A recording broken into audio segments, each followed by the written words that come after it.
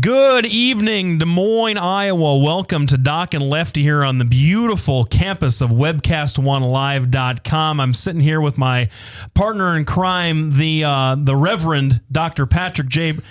Patrick Petrai. I almost screwed it up. Yeah. And you'd think that we weren't as good of friends as we are because I just messed up his name. But we are here every 6 to 7 on Tuesdays at these lovely studios. And Doc, how's it going? It's going well, Brad. Right. You see? You put me in company with a friend of the show, Brad Zahn, and that's a pretty rarefied air to be in. So thank you very much for the compliment. Absolutely. So this is my second time in the studio today. So really? Yeah. Me and Ed tackled the that's Toledo right. You thing were on. this How did that go? I thought it went pretty well. The problem is trying to explain to people that evil doesn't start on the 18th birthday. That children sometimes are evil, and sometimes they have a illness or whatever you want to call it that doesn't allow them to respond to therapy. And the third point I made was the success of therapy, because we had a couple of callers talking about, well, they need to have therapy when they're in there in basically kiddie jail. Well, they've already had, by the time they get to Toledo, they've had all the therapy they're going to get. Mm-hmm. They have done everything to avoid putting them in Toledo because it's very expensive to put them there. And the success rate of therapy is directly dependent upon, willful participation. And if you don't get that, it's not going to work. And we'll get into that a little bit more. So, and if people were listening to the Fallon Forum today, they heard that entire discussion. And I unfortunately was not able to. I used to. He was actually working. I was for the one time this week that I'm in the office in decent enough business clothes. I call this sleeping. Not sleeping. I call the khaki pant blue shirt ensemble my college business major uniform. I didn't get to hear it, but I'd be really interested to listen to it. Anyway, we have a special 2 weeks in a row. Today we have a special guest. Now, last week we told you we were going to discuss race relations. There's 3 things I want to say about today's show. One, we're going to be talking honestly about things. We're going to try not to offend anybody, but if you get offended by what we say, then I'm going to apologize up front. It's not our intent to apologize. Or better yet, call in. Or better yet, tell us what we're saying. Leave us a message on Facebook. Or message on Facebook, text. The other thing is I want to make sure everybody knows this is not a black-white issue. One of the things that we're talking, that Blake and our special guest, Benji Cunningham, were talking about before we started was it's really easy to make this black and white, and it isn't. There's all different factors that go into this as far as racism. And the third thing is Lefty and I have already gone on record by stating that, even though we're part of the media, the big corporate media types, the mainstream, they make their living by doing this. And this afternoon, I was down at KCCI, where essentially that's what the person there said, their person in charge of their news department. Hey, we need to sell advertising. So anyway, with that, I'd like to introduce Benji Cunningham. He is a person I've known for a couple of years. He's a straightforward individual. He's a straight shooter. He's a lot... if anybody knows Jonathan Narcisse, it's the same kind of very direct, very, thought out most of the time arguments that you come up with the added bonus of his President Obama came to visit his parents' church. What was it? 4 years ago now? 5? Actually, it would have been 2007 when he was a senator. And my father has a school that's made that's in his name, and it's just really interesting when my mother, when she was alive at the time, the Obama campaign wanted to meet the family. And, at that point in time, I was a registered Republican. And I'm like, actually, if there's somebody that I'm going to vote for, it'd be him at that time before I met him. And so, but I had a different perspective, actually, when I met him. And his overall objective when he came there was not, hey, I'd like to meet the family of Dr. Walter Cunningham. I felt that it was more of a political stunt or a political stop. So it really changed my view and kind of woke me up to what politics are all about. All right. Well, now you grew up in the Waterloo area? Waterloo, Iowa, born and raised. So, proud Waterloo, Iowan. Now, weren't you some kind of football stud back then? I wish you could say that I was a football stud. No, I played football at Central High. we're actually going to be making an endowment fund for the Central High Fund because there's no high school anymore at Central. But I played quarterback, and then I went on to the Air Force and walked on the Air Force Academy. I graduated from there, but I did not finish playing college ball. That is a completely different level. Yeah. So I played football in Waterloo. So I was a quarterback. So you served in the Air Force then? I served in the Air Force. I flew jets in the Air Force, and so it's a wonderful thing. So yeah, we have yet another serviceman on here. I'm going to tell you, Doc, that if you keep booking guests who are better looking and have led more exciting lives than me, I'm going to quit. Yeah, well, that's I know that's a large segment of the population that you don't have much to choose from, but you can make it work. I was going to say, I'm going to have to go out down to the, I don't know where I'm going to go to find anybody, less better looking than you. It's going to be tough. Well, so, but I do want to, look at him. He's embarrassing me about how well he's dressed. Look at that. He's got his is that your Air Force ring? That's my Air Force Academy ring. Air Force ring. And as a matter of fact, I'll be going 20 years. Will be my 20-year reunion this year. So that's unbelievable. Wow. And look at that tie. That has to be at least $20. Well, it's all in the reflexes. The Doc and Lefty program has a warm spot in our hearts for all service members, both active and inactive and veterans of all shapes and sizes. And so we really do appreciate you coming on to talk about this topic. And Benji, we talked a little bit about your background and where you came from, but I wanted to ask you, sort of, how long have you been interested in this topic of race relations, especially in Iowa, admittedly a very monochromatic state? Lefty all my life, because that's just been my entire walk. I am the So you've been a lefty all your life? Lefty? Are you kidding me? I'm just clarifying. Doc's starting to offend me already, but no. Some of Blake's friends are listening. We have to. Yeah, well, let's be real. I was just trying to acknowledge. I appreciate that. But I am. If you look me up, I'm a registered Republican. But the interest of race, to answer your question, all my life. I'm the grandson of the first Black Eagle Scout in the United States, Benji Cunningham. I'm the son of the first Black principal in the state of Iowa, and actually the first and only for a very long time, Walt Cunningham, and he's a lifelong educator. So this is something from a race relations. All my life I've kind of been brought up to the awareness that racism exists. The other thing that I would add is in the interesting thing of coming to this show. I just golfed in a golf tournament. Every single year in Waterloo, Iowa, we have what we call a zebra tournament. So we're golfers.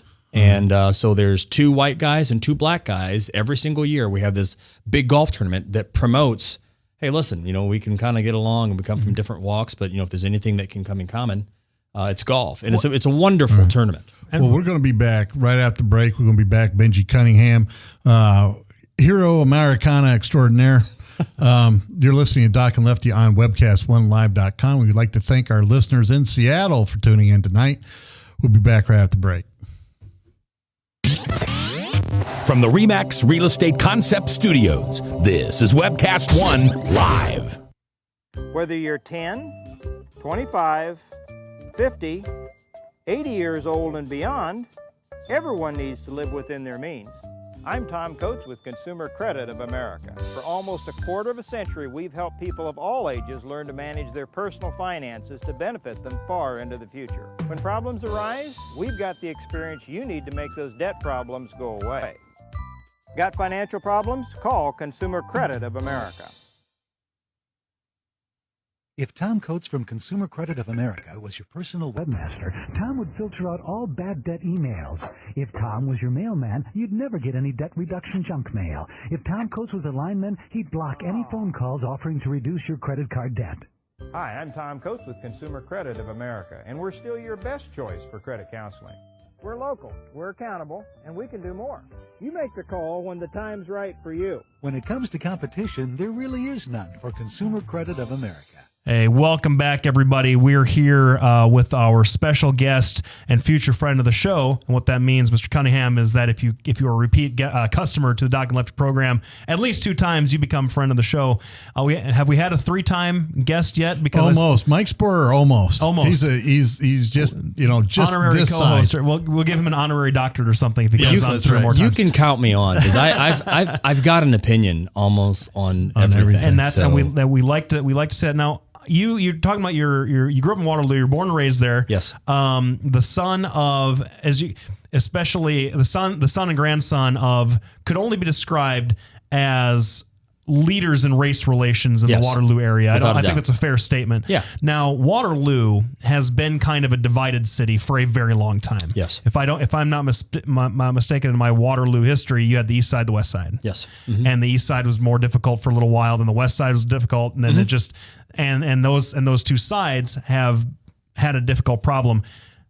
Kind of describe for our listeners, maybe not in a nutshell, the racial history and the racial issues that are part of Waterloo that maybe informed your perspective. My father was a high school principal, but at first he was a high school, actually junior high chemistry and math teacher.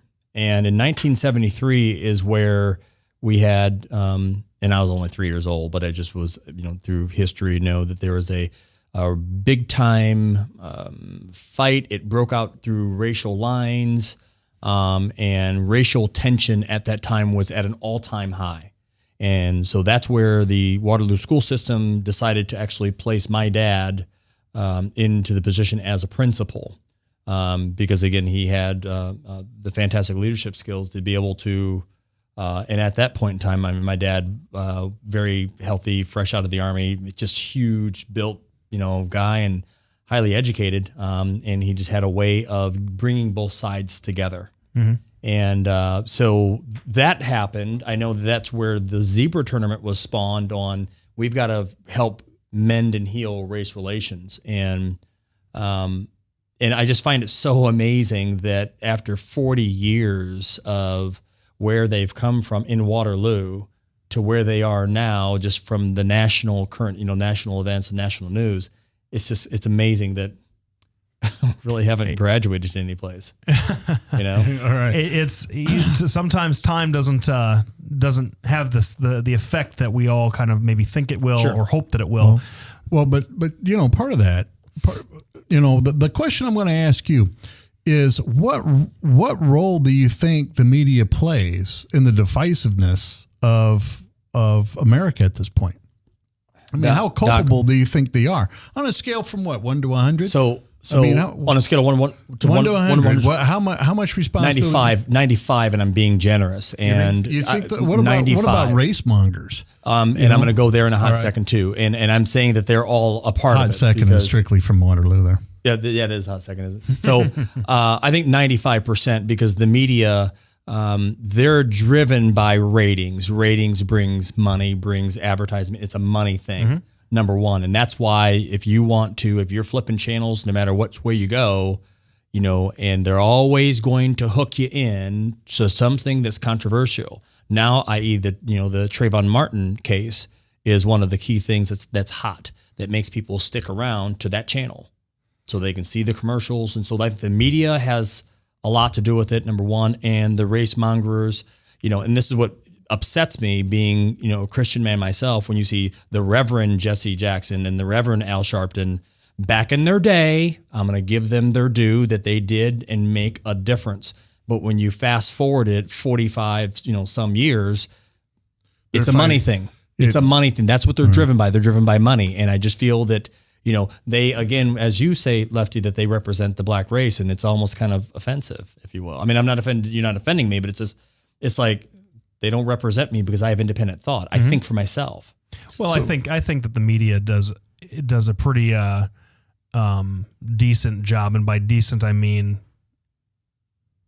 just a superlative job of completely simplifying an issue and holding up figureheads that like Sharpton and Jackson, and present them to the country as, hey, look, here is the two princes of all black people, and so white people, if you have a problem with black people, you can talk to them. You can go to them, and if they absolve you, you're good.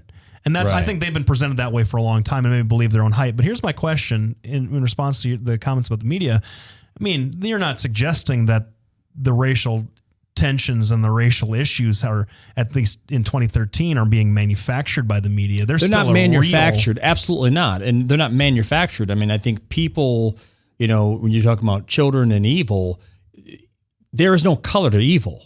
No, well, that's true. So evil things happen. Unfortunate things happen.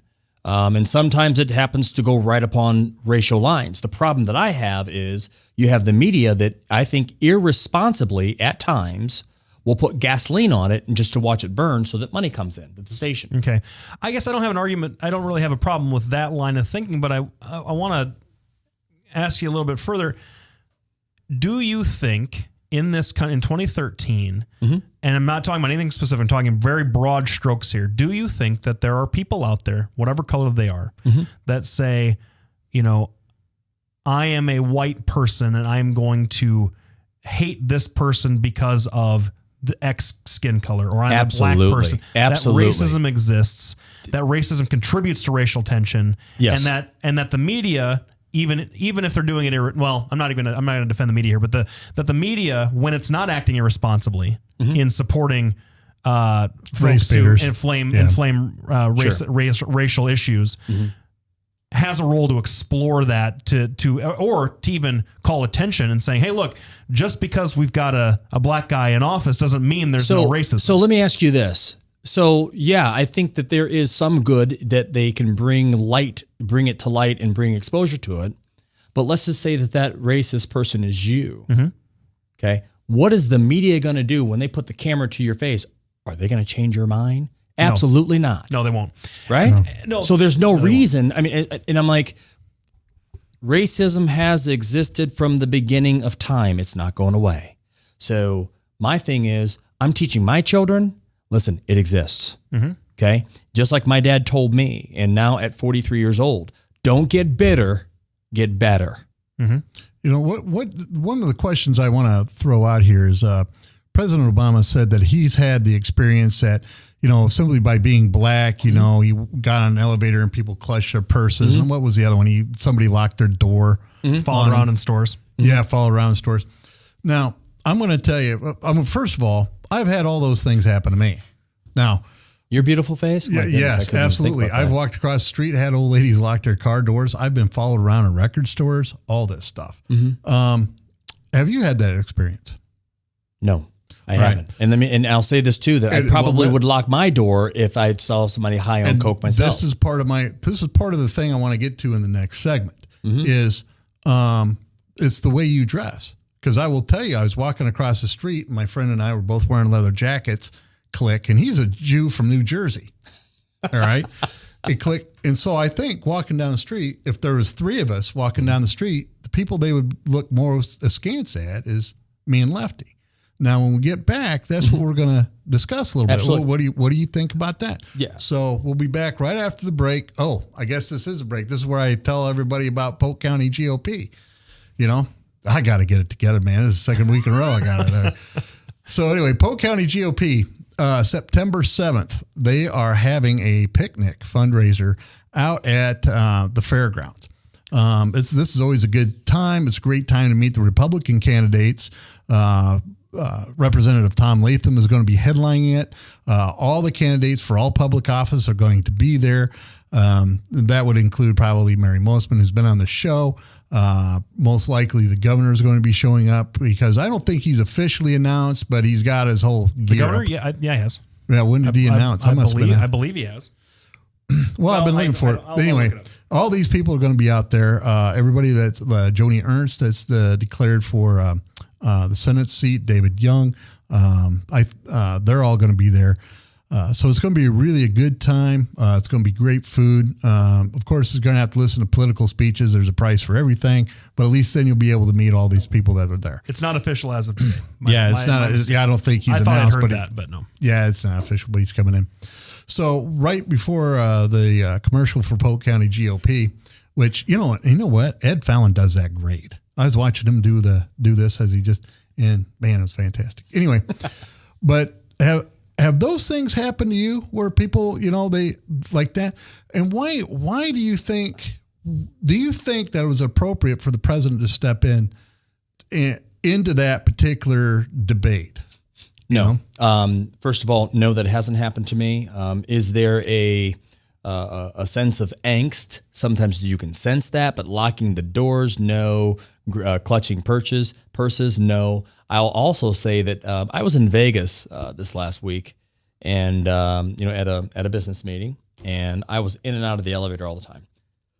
And obviously I was dressed like this, but I wanted to test the experiment, just like our president said. Yeah, you bet. So I got in the car, got in the elevator and, acknowledged the person and just kind of, you could feel if they're tense or not. You can kind of tell. Yeah, you bet. Body language, you bet. No, didn't happen. That's one thing. The other thing I will say though, is I too would get tense if I saw someone who potentially was, he did admit that he was on cocaine once, right? Yeah. Yeah, and marijuana once, right? Yeah. So was that the time when they were kind of a little that'd nervous? be an interesting thing. And I guess I'm throwing a barb and it's probably inappropriate, but I'm just saying. Well, one of the things that I've mentioned here on the show, and I've kind of espoused this idea since the beginning of the Look at him shaking his head. If we're going to talk about druggy presidents, I think that your guy back from 2000 to 2008 takes the cake for alcohol and cocaine. No. Let's get refocused. All right, I'm just okay. See this? That's why we have commercial breaks, so we can get the tension out of the room.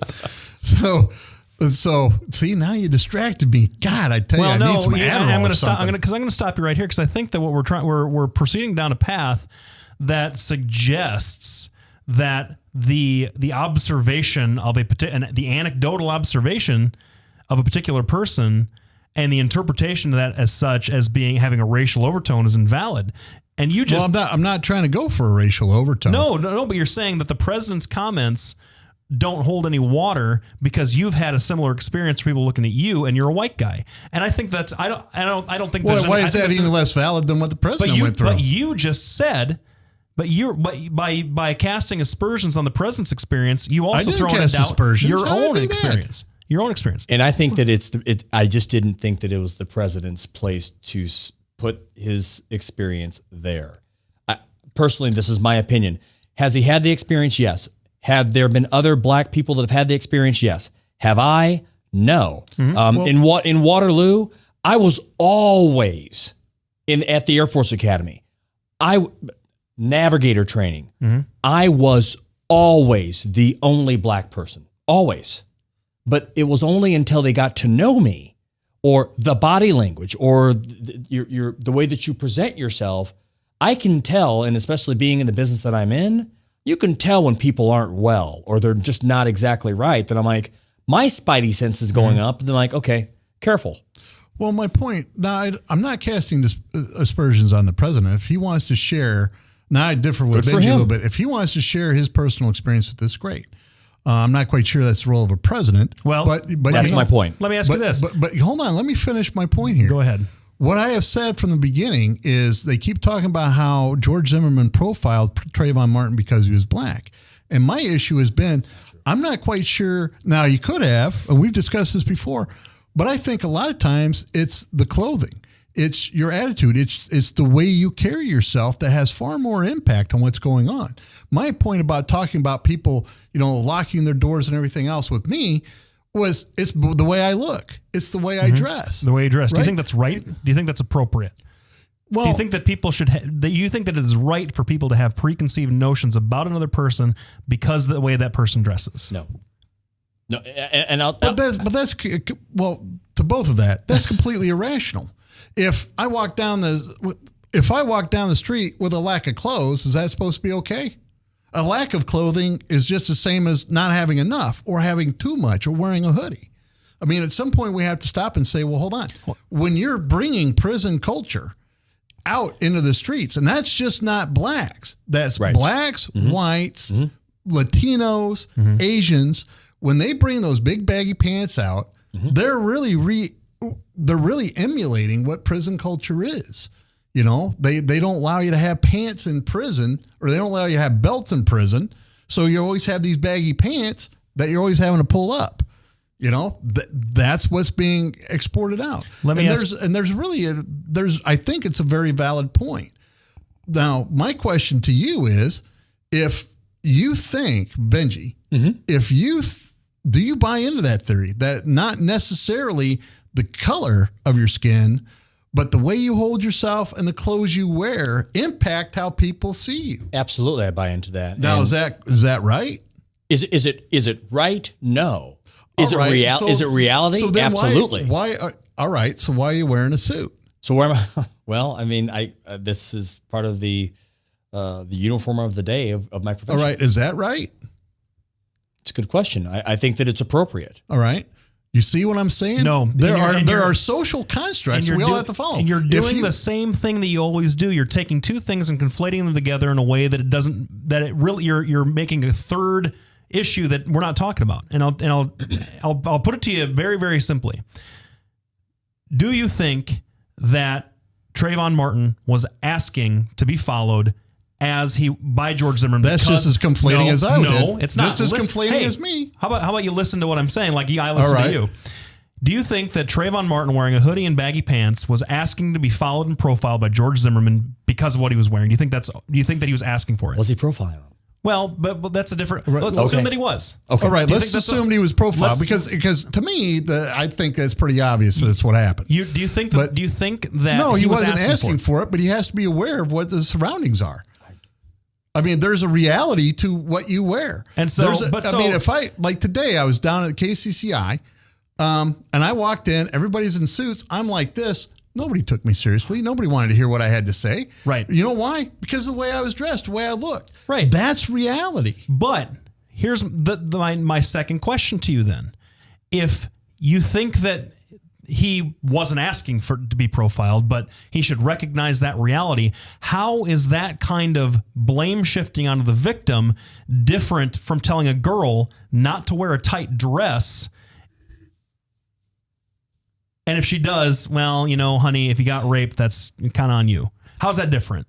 How is it when we're talking about preconceived notions of racial bias, sluttiness, professionalism, whatever? Because I've done the same thing you've done. I've walked into the bank and wearing a hoodie and flip-flops and my usual comfortable attire that I usually do. Mm-hmm. And I have said to myself, as I was sitting there, and I heard a banker talking about me. He didn't recognize me. He was talking about me, and how shocked he was that a lawyer in his office 2 days before would dress this. I told you this story, and I kind of laughed up my sleeve. But that person wasn't holding a gun on me. That person wasn't sizing me up as a potential target of sexual violence. It's a completely separate thing. So this is where I'm a little bit, and again, I don't have all the facts of the case. But if George Zimmerman is packing and he's following me and I've got a hoodie and it's raining, and this is what I'm understanding with the whole thing, and I turn around and somebody's following me, I'm not going to turn around and clock the dude. I'm going to, first of all, because I don't know the dude. Mm-hmm. So the first thing I'm going to say, can I help you? That's me. That's been my experience, my education. Communicate first. My understanding, he's picking up the phone and talking a few, racial slurs and hangs up the phone and just starts going to blows with the person. Well, that's what George said. Well, that's what we have. That's the testimony we have. That's the testimony that we have. Because the other guy's dead. So but you have to get back to, you have to understand the world you live in. None of us we don't live in Star Trek land where everything's perfect everywhere. Everybody wears the same uniforms. The only way you can tell each other apart is by the color. I mean, we don't do that. Like our guest said, though, don't get bitter, get better. How is it getting better if we just say, there's some people who are just not comfortable with baggy sweatshirts and we got to just let them be uncomfortable with baggy sweatshirts? It sounds like a really sheepish liberal thing to say. Just let them do what they want to do. I mean, we're liberals and we just accept everybody. Well, what I'm saying is, how do we address that? How do you address that? As a father? We're going to address this right after the break. Okay. We're going to take a 3-minute break. Be right back. We want to thank our sponsors for letting us keep the lights on. You're listening to Doc and Lefty on webcast1live.com, and with our special guest, Benji Cunningham. We'll be back right after the break. I'm Brian Leach, owner and general manager of Service Legends. I brought along a couple of the home comfort heroes. Hi, I'm Tammy Wells. I am Nick Wondershide. I am administrative manager. I am the senior technician from Service Legends. It seems like every good thing, when you feel it to the bone that it's good, there's a lot of hard work put behind it. I don't think that you can fake it and have it turn out good. If we seem like, okay, that's just weird, it's just a furnace, why would you believe so deeply in a furnace? It's not just that, we want to show the world that you can have good service. Yeah, I mean, it's your home. It's built into our daily trainings, it's built into our culture. that we're going to do whatever it takes to have each client say they love us, period. That's why we spend all the hours in the training that we do. And if we guarantee it's going to be a good experience for you, or else it's free, what type of work do you think we're going to do? There is a guarantee. Temperature selection guarantee, fixed rider it's free guarantee, comfort guarantee, best value guarantee. All of these guarantees hold us accountable to ensuring that we exceed your expectations. And if for whatever reason we'd fail and we can't make it right, we guarantee all of those guarantees with a 100% money back guarantee. I mean, if you don't think that your technician can fix it right, are you going to say that to a client? No. You don't have to worry about having a technician come to your house. We drug test, background check all of our team members. We put safe people in your home. Each and every one of our service techs, 400 hours a year in training. You tell it the minute they walk in the door. They know what they're doing, they've done their homework, and they actually truly care about what you want. Because at the end of the day, you're the person that makes sure I have a job. They're going to be listening. They're going to want to know what your challenges are. Then they're going to come and give you options, and you get to choose. If I'm there to help and I make it easy and painless, I did my job right that day. Well, when it comes to your comfort, safety, and your family, you don't necessarily go buy the most expensive, but you get the most bang for your buck. Oh, it's worth it, because there's a lot of people that will find a way to get it to work right now and then leave and then come back, charge you again, and the cycle just repeats itself. So when I'm out there looking at the furnace, I want to find why it failed today. How can we change the part today with something that you're not going to have to worry about? Is it worth changing the part today? I mean, you can put a lot of money into a furnace. I can fix parts all day. There's good job security in that for me. But is it the right thing for you? I get a lot of the phone calls of after the technicians are there. They're just in awe. They're like, wow, you guys are great. I mean, I don't even know what to say. You guys are great. Everything you did was perfect. It was great. Keep going though, I like this. Just give us a try. I'm gonna take all the risk. I've got the time to make this right. I've got the support to make it right. Just check us out. And if you don't see the value in what we do, I mean, fixed rider, it's free or 100% money back. enough said.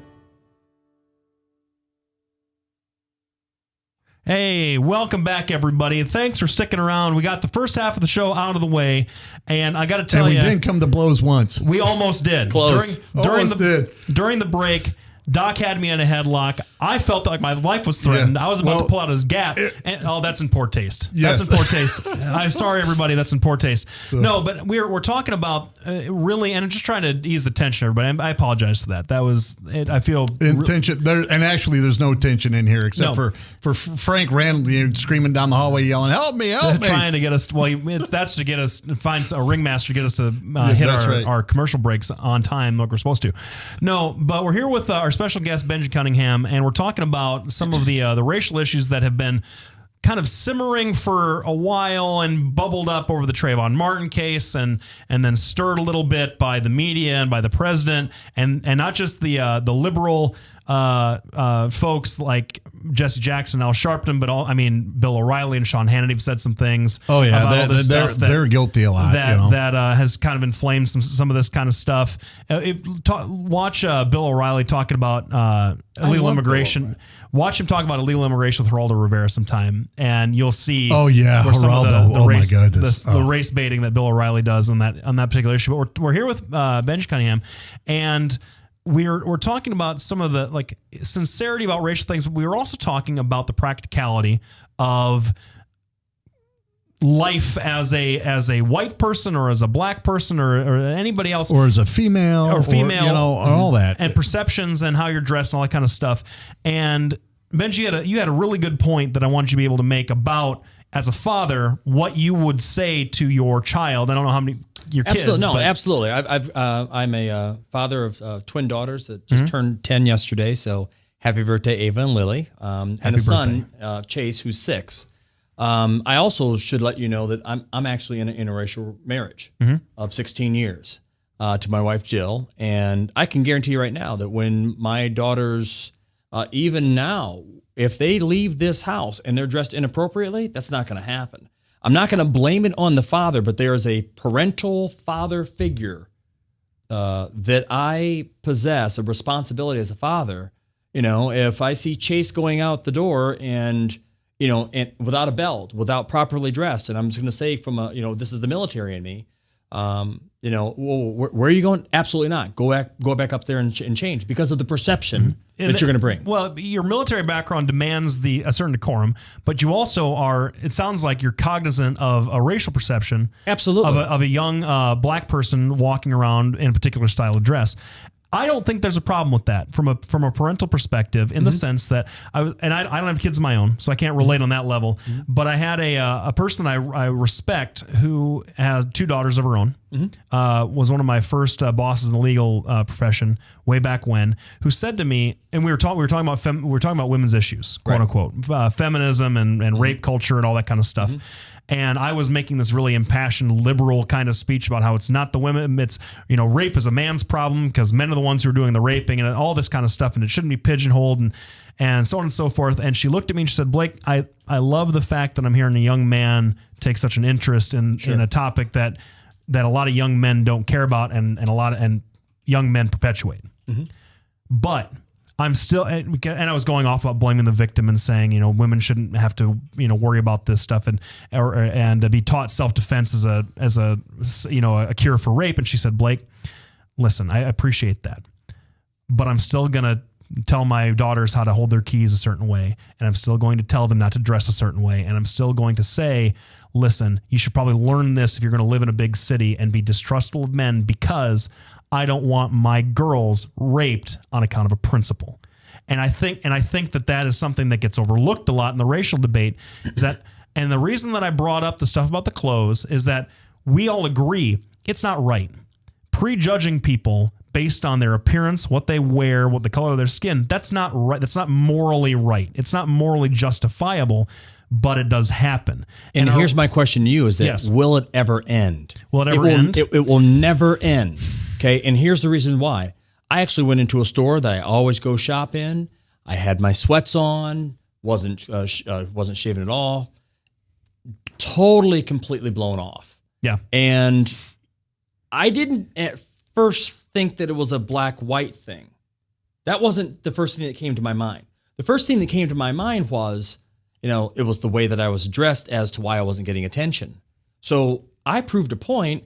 I bought $800. I had the money, so I bought $800 worth of clothing, and all of a sudden the attention started coming to me. Well, right. And so I thought it was the way that I was dressed. It wasn't a black-white thing on that situation. And I think you and I have been in the exact same situation. Absolutely. The exact same situation, because we're both. We like to be comfortable. We don't, I like being in a suit and I like being dressed up. Right. But I also like not having to do that. And then they were going to probably should save this I'll just kind of put this out there and we'll talk about it in a little bit. Sure. I have heard some very prominent news media types on like Tom Friedman and some other folks of that ilk say that, yes, we still have racial issues in this country, and yes, there's racism that exists that hasn't been dealt with, that we frankly don't know how to deal with responsibly as a country, because we either blame it all on the white folks or imprison 70% of the black folks in the state. There is, and I'm going to say something extremely controversial here on that issue, that when you're looking at the percentage of unemployment within blacks, imprisonment within blacks, the data is suggesting that there is a racial component to it. Yeah. Right? That's beyond, at all. It's not controversial. What is controversial is the comment that Reverend Jeremiah Wright said one time when he was talking about Hillary Clinton, and this is where I do have beef with some of the liberal white people kind of speaking. We have about 30 seconds left. Okay. I'd have to save the comment, but it's like, how dare you make a comment about racism when you've never been black? You've never been called the N-word. Sure. So I'm like, you have no reason nor any room in your television show to even speak in that thing when you've never walked the life. We're going to be back. We're going to continue our race debate with Lefty and I and Benji Cunningham right after the break. You're listening to webcast1live.com. We're here every Tuesday from 6 to 7 p.m. We'll be back right after the break. Drink, dance, party. Kitty's is the ultimate dance club in Des Moines. A huge dance floor with room to move, 3 bars to keep your drinks full, and kickin' DJs playing all your favorite dance music. At Kitty's, we've always got your birthday party planned with Birthday Fridays. That's right, when your birthday rolls around, there's only one place to go. Gather up your friends and head to Kitty's, where you drink free on the Friday of your birthday week. Find out more about Birthday Fridays at kittiesusa.com. Kitty's, all kinds of people, all kinds of music, all kinds of fun.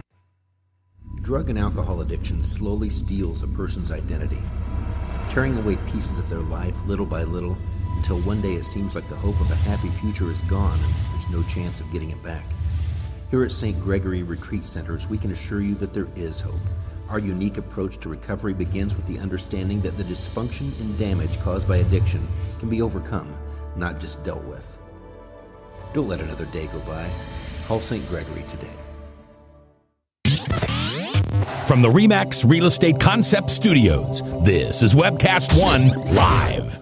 Hey, welcome back, everybody. We are we're here with our guest the entire hour, Benji Cunningham, who has very graciously come to the show and is also he's proclaimed his love for the Doc and Lefty program on numerous occasions during the breaks, even on the show. So we know that he'll be a constant and a recurring guest. I'll be back. More happy about that, especially because we found another conservative person, another conservative-minded person, willing to sit in the same room as me, and we know from experience, and not vomit or get sick or get the hives or anything. It doesn't happen very often. It doesn't.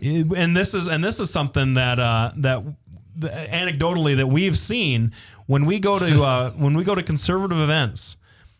The only conservative folks who will talk to me, and I am not a very imposing figure, and I certainly am not some kind of like rabid fox in the henhouse sort of person. Conservatives won't talk to me, and I'll ask a question, and I'll ask it as politely. And you've seen it. I'm never rude to people, so I appreciate you. That's the new racism right here. I think that's the new racism. Okay. Is Go the ahead. conservative, the right, left? Where has the Constitution gone? And it's amazing when you look at our money. One nation under God, indivisible. It doesn't even exist anymore. Oh, okay. Well, that's the new racism right there. Doesn't mean anything. That motto was created in the 50s to sell Bibles to people. Really? You know that? Oh, Yeah. good. Oh, You good knew that. Okay. All right. But still, the point We'll remains. get back on. Plural But that's the new was the first racism. model. But that's the new racism, and to kind of articulate the point I was trying to make as far as some of the Oh my God! Hold the phones. We got a call. We have a call? We have a call. All right, let Benji finish up. We'll stick our headphones on. Absolutely. I'm just going to say, just to articulate the point, is that some of the white commentators that say that, that talk about their experience, and it's like, this is wrong. And it's like, you know what? Actually, just look at the facts and just look at the entire picture, then just go off of political expediency. And I'm not really articulating my point right there, but it just makes me mad about the Chris Matthews and all those types of people. Well, are you saying that the comment that I make about feeling like conservatives won't talk to me, that's a neo-racist comment to make? Or are you saying that the party, like the political... That's the new discrimination. Ideologies, I think we discriminated against each other. Like liberals hang with liberals, conservatives hang with conservatives. Absolutely. Absolutely. And I think let's get to our caller. Caller, you're on the air. This is Doc and Lefty. Hey, good evening. This is Dr. Tom Yo from New York. Tommy, what are you doing, Tom? All right, loving the show tonight. I want to applaud your guest there. Hoo-ah. Hoo-ah. From the Army. Yeah, he's out in the... I'm assuming. So, I'll tell you about Tommy after the break here. All right. So what's your question, Tom? What's your comment? Yeah, I just, this is my input. Well, first, perception is reality. And based on the Zimmerman and Trevon case, the media overlooked a lot of the data that was out there, especially the FBI, the information. The first point was that there was a gang in the neighborhood, the community called the Goons, and they would walk around and rob wearing hoodies. So that was what was profiled. And if you read the court transcripts, that's what came out.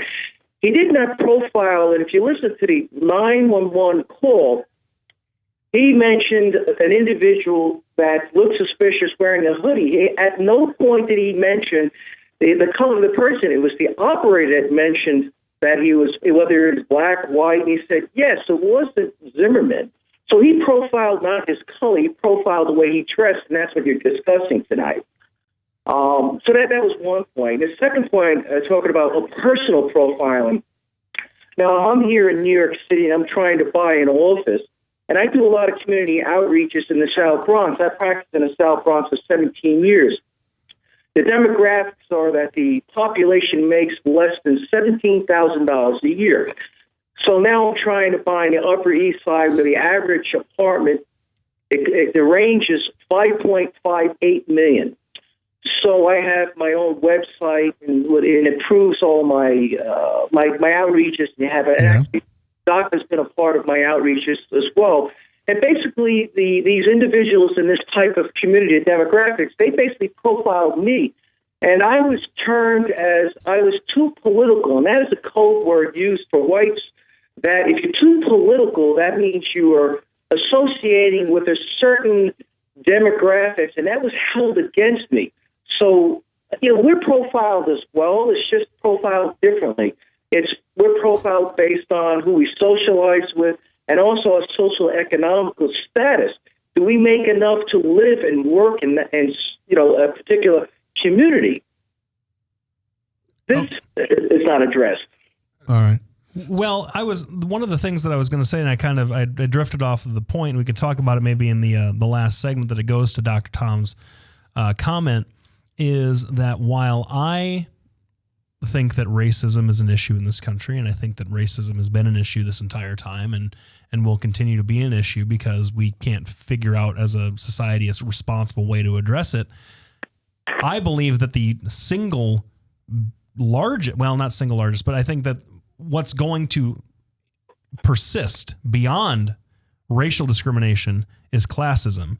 And I think that the discrimination between the classes, and Doc should not be surprised that I would have this opinion, that the discrimination of between peoples of different class distinctions, that's going to be the thing that really separates people going forward, because it's the thing that has separated us for thousands of years as a human society. Yeah, because I kind of know what Tom's talking about out there in New York. He is rather, he's a rather gifted orator, and he's very politically astute, and so I'm sure they're not wanting him in there because he's part Irish.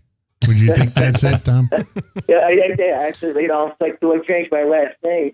But absolutely, and Lefty, you hit the nail right on the head about the class, or in some countries they'll call it the caste system. Mm-hmm. But absolutely, and as financially, economically, as the country is getting more difficult and it's getting harder to dysfunction your daily, everyday routine, and financially, it's going to make the divide to be greater, especially for the middle class. They're being pushed down into the low class.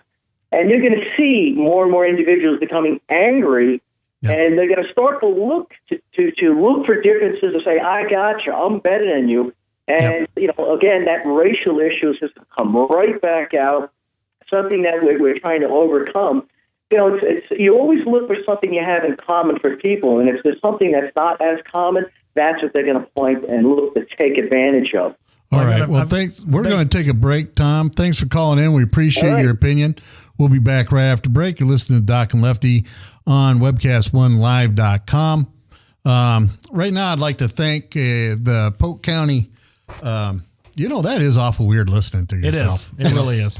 We'd like to thank the Polk County GOP for sponsoring our show. They have a picnic coming up September 7th. You can go out there and meet all the Republican candidates for various offices. Representative Tom Latham is headlining the speech giving out there, the speechifying, I guess. If you're from Iowa, like we are. Yes. And so we want to thank them for sponsoring us. You can call them at 280-6438 or go to polkgop.com. And don't we have some friends at Ford Dodge to help sponsor the show as well? Well, we do. They're Des Moines Anesthesia, 244-3700. You can give them a call. They have two offices, or they have one office in Fort Dodge. And so if you need some help and you're willing to travel a couple hours, you can go up there and give them a call. Back to the issue of race. One of the things that Lefty mentioned last time is that that classism has been with us for 1,000 years. Mm-hmm. better than the 1,000 years. Not only classism, but if you want to term it racism. People have always stratified themselves. Social creatures stratify themselves all the time, right? Right. Elephants, meerkats, right? Wolves. Dolphins, wolves. They all do it.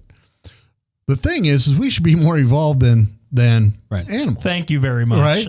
So part of this is, racism exists everywhere. One of the things I hear that I heard a lot when I was growing up, and Benji's the same age I am, blacks can't be racist because they're blacks. Oh, yes, they can. I don't believe that. I believe everybody can be prejudicial. I believe everybody can have their own discriminations. People have their own worldviews.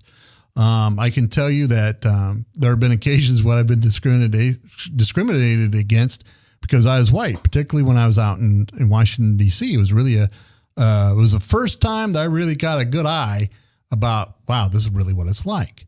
And so, I understand that this exists, but I think, one of the points I really want to emphasize is it isn't just limited to whites and blacks. No. It's limited to everybody.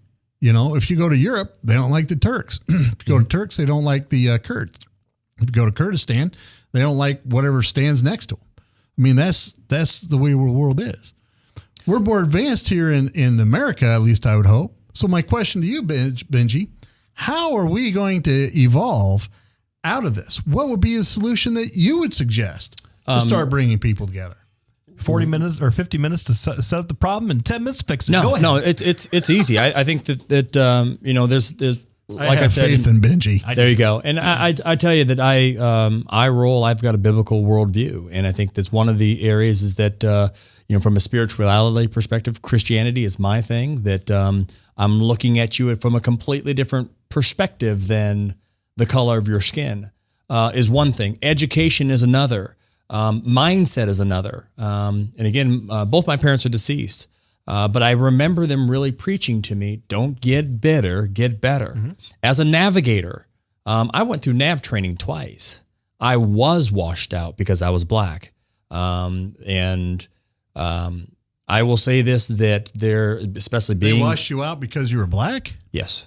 And there's actually, it's a mere matter of record that, I got stationed back at Offutt Air Force Base as a maintenance officer.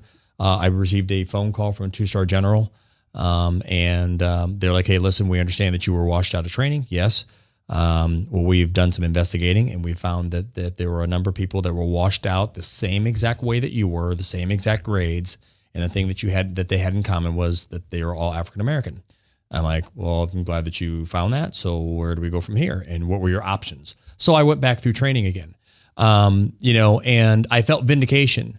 It could have been so easy for me to get bitter and to just harbor that for the rest of my life. Now, I will say for my children who are interracial or biracial, they need to be aware. So education is one thing. So I guess my thing is then, why do you describe your children as biracial?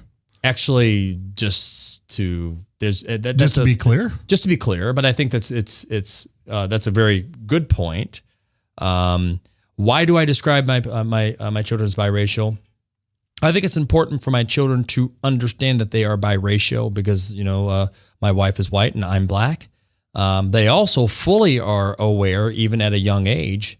They are black children. They know that, hey, I'm black. Or my little 6-year-old Chase, he says, well, I'm not black, I'm brown. I'm like, oh, okay, Chase, he gets that, but they don't classify themselves by the color of their skin because they have so much content of their character that they're more defined by that. So what's the fix? Education. What's the fix? This is my opinion. I'm sure other people. Find God. Yeah. That would be the fix, from my opinion. Let me ask you this. All right. And we're coming to the close. We're coming to the close here of the hour. We can go for a couple hours on this one. But because we talked a little bit about and this will be a question for the two of you, because I think that you'll have interesting opinions, because I don't have an answer to this. we talked about how social creatures balkanize themselves. We separate. We look for our similarities with each other. There's lots of research about how communities they'll separate on racial lines, on political lines, on religious lines. There are so many different ways that human beings divide ourselves up.